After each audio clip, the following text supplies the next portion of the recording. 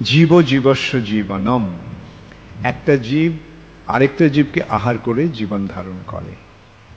এখন দেখতে হবে যে জীবের চেতনাটা কোন স্তরে আছে। তুমি যে বলছো একটা শাকসবজি, একটা শাকসবজির চেতনা আর একটা পাঁঠার চেতনা কি এক? একটা শাকসবজির চেতনা একটা মুরগির চেতনা কি এক? তাহলে যখন একটা ইয়েকে কাটা হচ্ছে, একটা পালং শাকের গাছকে, তখন তার যে কষ্টটা হচ্ছে, হ্যাঁ, আর একটা মুরগিকে যখন কাটা হচ্ছে তার কষ্টটা কি এক?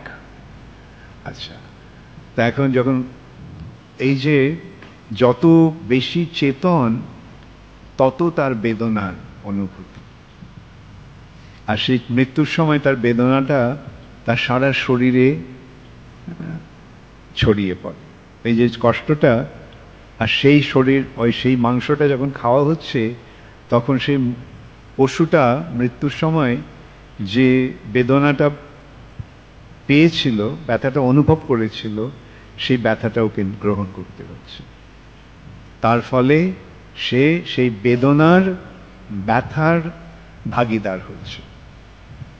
বুঝতে পারলে? এখন এটা ঠিক আছে, একটা শাক খেলে যদিও ভগবানকে অর্পণ করা হলো না, কিন্তু ওই শাকের যে মরার সময় যে একটা বেদনা, সেই বেদনাটাকে সহজে সহ্য করা যেতে পারে। কিন্তু একটা পাঁঠার বেদনা, আচ্ছা, আর সবচেয়ে উচ্চ স্তরের পশুদের মধ্যে কে আসছে? গরু। তাই জন্য গরুর যে অনুভূতি আর গরুকে মারার যে একটা পাপ, সেটা থেকে সবসময় মানুষকে নিরস্ত করা হচ্ছে। ঠিক আছে? আর সবচেয়ে বড় কথা কি, কার চেতনা সবচেয়ে উন্নত? মানুষের। তাই জন্য কেউ কি বলে মানুষের মাংস খাও?